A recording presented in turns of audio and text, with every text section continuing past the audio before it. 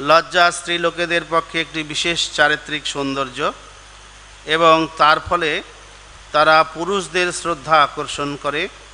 এই লজ্জা স্ত্রীলোকেদের কাছে প্রকৃতির দান। উচ্চ কুলোদ্ভূত বা সুন্দর না হলেও এই লজ্জা তাদের সৌন্দর্য এবং সম্মান বৃদ্ধি করে থাকে। এই বিষয়ে আমাদের ব্যবহারিক অভিজ্ঞতা রয়েছে। একজন মেথরানী স্ত্রী সুলভ লজ্জার ফলে বহু সম্ভ্রান্ত ব্যক্তির শ্রদ্ধাভাজন হয়েছেন। রাস্তায় বিচরণশীল অর্ধনগ্ন মহিলারা মানুষের শ্রদ্ধাভাজন হয় না, কিন্তু একজন মেথরের লজ্জাশীলা পত্নী সকলের সম্মান লাভ করে। ভারতের ঋষিগণ প্রবর্তিত মানব সভ্যতার উদ্দেশ্য হচ্ছে মানুষকে মায়ার বন্ধন থেকে মুক্ত করা। স্ত্রীর জড়দেহের সৌন্দর্য মায়িক, কেননা সেই দেহটি প্রকৃতপক্ষে মাটি, জল, আগুন, বায়ু ইত্যাদি দিয়ে রচিত, কিন্তু যেহেতু জড় পদার্থের সঙ্গে চিৎ স্ফুলিঙ্গের সংযোগ রয়েছে, তাই তা সুন্দর বলে মনে হয়। মানুষকে আকৃষ্ট করার জন্য একটি মাটির পুতুলকে যতই সুন্দরভাবে তৈরি করা হোক না কেন, তার প্রতি কেউই আকৃষ্ট হয় না। মৃতদেহের কোনো সৌন্দর্য নেই এবং তথাকথিত সুন্দরী রমণীর মৃতদেহও কেউ গ্রহণ করবে না। তা থেকে বোঝা যায় যে চিৎস্ফুলিঙ্গটি হচ্ছে সুন্দর এবং আত্মার এই সৌন্দর্যের জন্যই মানুষ দেহের সৌন্দর্যের প্রতি আকৃষ্ট হয়। তাই বৈদিক জ্ঞান মিথ্যা সৌন্দর্যের প্রতি আকৃষ্ট হতে নিষেধ করে।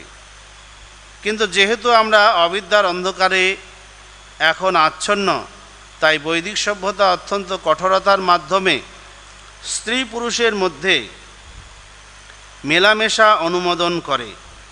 বৈদিক শাস্ত্রে বলা হয়েছে যে স্ত্রী হচ্ছে আগুনের মতো এবং পুরুষ হচ্ছে মাখনের মতো। আগুনের সান্নিধ্যে এলে মাখন গলতে বাধ্য এবং তাই যখন প্রয়োজন কেবল তখনই তারা একত্রিত হতে পারে। লজ্জা এই অনিয়ন্ত্রিত মেলামেশা নিবৃত্ত করে। এটি প্রকৃতির একটি দান এবং তার যথার্থ সদ্ব্যবহার করা অবশ্য কর্তব্য। হরে কৃষ্ণ।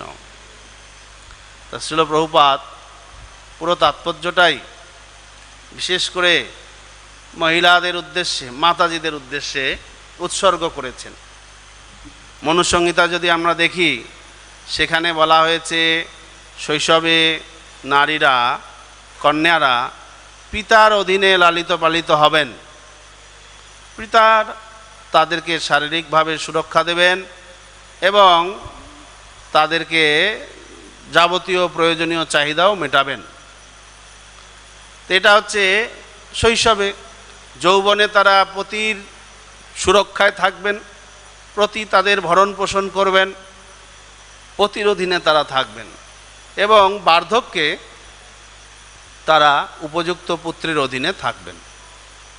তাহলে প্রত্যেকটা জীবনের স্থিতিতেই তাদেরকে কারো অধীনে থাকার বিধান শাস্ত্রে বর্ণনা করা হয়েছে।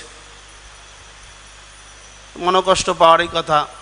বর্তমান সমাজে যেখানে সরকার পর্যন্ত বা পাশ্চাত্যে সমস্ত অধিকাংশ সংস্কৃতি হচ্ছে, যেমন মানব অধিকার কমিশন অনুসারে নারী পুরুষের সমান অধিকার। এটা সাধারণত যারা মুসলিম স্টেট রয়েছে সেগুলো বাদ দিয়ে বাকি পৃথিবীর সব জায়গায় এই মানব অধিকার কমিশন ক্রিয়াশীল, নারী পুরুষ সমান অধিকার। শুধু কিছু মুসলিম স্টেট রয়েছে যেখানে এগুলোকে, হিউম্যান রাইটসের এই বিষয়টাকে তারা গ্রহণ করেন না বা মানেন না। তবে ভগবান শ্রীকৃষ্ণ ভগবদ্গীতাতে বললেন, যদিও কর্মকাণ্ডীয় বিভিন্ন অনুষ্ঠানে তাদেরকে সরাসরি সমান অধিকার দেওয়া হয়নি, তবে ভক্তিতে কিন্তু সমান অধিকার রয়েছে। ভক্তিতে সমান অধিকার রয়েছে। স্ত্রিয় বৈশ্যস তথা শূদ্রা তিয়পি জানতি পরাম গতিম। ভক্তিযোগে যারা ভগবানের শরণাগত হবেন, স্ত্রী হতে পারে, বৈশ্য হতে পারে, শূদ্র হতে পারে, তারা পর্যন্ত পরাগতি লাভ করবেন। অর্থাৎ ভগবদ্ধাম ফিরে যেতে পারবেন। তো ভক্তিযোগে সকলের সমান অধিকার রয়েছে, সকলেই ভক্তিযোগ অনুশীলন করতে পারেন, কিন্তু তারপরেও এই যে মেলামেশা, স্ত্রী পুরুষের অবাধ মেলামেশা, এটাকে কিন্তু শাস্ত্রে অনুমোদন করা হচ্ছে না। ভক্তিতে সমান অধিকার রয়েছে ঠিক, কিন্তু এই সমান অধিকারের অজুহাত দিয়ে ফ্রি মিক্সিং, অবাধ মেলামেশা নারী পুরুষের কিন্তু নেই, এটা দেওয়া হয়নি। সমান অধিকার রয়েছে, 16 মালা জপ করতে পারবেন মহিলারাও, এবং ভক্তিশাস্ত্রী আদি করলে ব্রাহ্মণ দীক্ষাও পাবেন, ঠিক আছে। তারা পূজা পাঠ তো বাড়িতে করেনি, অনেক মন্দিরে মাতাজিরাও আরতি করেন, তো এইভাবে সমান অধিকার রয়েছে। কিন্তু অবাধ মেলামেশা, স্ত্রী পুরুষের অবাধ মেলামেশা, এটা ভক্তিতেও নিষেধ করা হয়েছে। তো প্রভুপাদ লজ্জা বিষয়টিকে খুব গুরুত্ব দিয়েছেন। এটা আমাদের বৈদিক সংস্কৃতি, এই সংস্কৃতি আমাদের উঠে গেছে। লজ্জা, প্রভুপাদ মেথরানির কথা বললেন, মেথরানি পর্যন্ত লজ্জার জন্য সম্মানিতা হয়েছিলেন। প্রভুপাদ একসময় একজন ধনাঢ্য ব্যক্তির বাড়িতে আলোচনার জন্য গিয়েছিলেন, কোনো বিশেষ দরকারে কিছু কথাবার্তা আলোচনা করতে গিয়েছিলেন। যেই ঘরে বসে আলোচনা করছিলেন, তো বাথরুম পরিষ্কার করার জন্য, রুম পরিষ্কার করার জন্য মেথরানি এসছেন। এসে উনি ঘোমটা দিয়ে দাঁড়িয়ে আছেন, ঘোমটা দিয়ে দাঁড়িয়ে রয়েছেন। তো দেখেই প্রভুপাদ এবং সেই ব্যক্তি বুঝে গেছেন, তারা সেখান থেকে উঠে চলে গেছেন, অন্য রুমে চলে গেছেন। তার সম্মান জানানো হলো, লজ্জার জন্য তাকে সম্মান জানানো হলো। এখনও অবশ্য আমরা বিভিন্ন জায়গায় যাই বা দেখি, মাতাজিরা পরপুরুষের সামনে ঘোমটাটা আরও বেশি করে দেন, ঘোমটাটা একটু বেশি করে দেন। যদিও আমরা ওয়েস্ট বেঙ্গলে সেরকম একটা দেখি না, খুব কম। ভক্ত মাতাজিদের ক্ষেত্রে কিছু কিছু দেখা যায়, কিন্তু এমনি সাধারণত দেখা যায় না। কিন্তু এটা, এই যে মাথায় ঘোমটা দেওয়া, এটা একটা সম্মানের, এটা হচ্ছে একটা সম্মানের, সৌন্দর্য বৃদ্ধি করে তাদের। যখন যারা মাথায় ঘোমটা দিয়ে বসেন বা চলাফেরা করেন কারো সামনে, তারা সম্মানীয় হন, তার জন্য তারা সম্মানীয় হন, তাকে সম্মান জানানো হয়। তা আমাকে একসময় একজন ভক্ত বলছিলেন, দীক্ষা নিয়েছেন, মডার্ন মাতাজি, শহরের মাতাজি, দীক্ষা নিয়েছেন, অতি কষ্টে দীক্ষা টিক্ষা হয়েছে, এবার দীক্ষা নিয়েছেন বৈষ্ণব সেবা দেবেন। তো এনারা দেখছেন যে এবার ধীরে ধীরে যা আমাদের কালচার আছে সেটা তো শেখাতে হবে। তো ফোনে দিয়ে বলে দিয়েছেন, মাতাজি এ মাথায় কিন্তু কাপড় দিতে হবে, ঠিক আছে, মাথায় কাপড় দিতে হবে। ঠিক আছে প্রভু, আপনি এখন দীক্ষা নিয়েছেন, এগুলো এখন আপনাকে মানতে হবে। আগে বলেনি, আগে বললে হয়তো আর দীক্ষা টিক্ষা নিতেন না। দীক্ষা নেওয়া হয়ে গেছে, এখন বলছে মাতাজি মাথায় কাপড় দিতে হবে। তো বৈষ্ণব সেবায় তারা সবাই গেছেন, কয়েক ব্রহ্মচারী মিলে গিয়েছেন। তো দেখছেন মাতাজি প্রসাদ পরিবেশন করবেন, তো মাতাজি ক্লিপ দিয়ে মাথার উপরে একটা রুমাল ভাঁজ করে আটকে রেখেছেন, আটকে রেখেছেন। তিনারা জিজ্ঞাসা করছেন, মাতাজি জিজ্ঞাসা করবো কি করবো না, করবো কি করবো না করতে করতে যে প্রভু মাধ্যমে দীক্ষা হয়েছে, উনি জিজ্ঞাসা করছেন, মাতাজি আপনি মাথায় রুমাল আটকে রেখেছেন কেন? যে প্রভু আপনি যে বললেন মাথায় কাপড় দিতে হবে।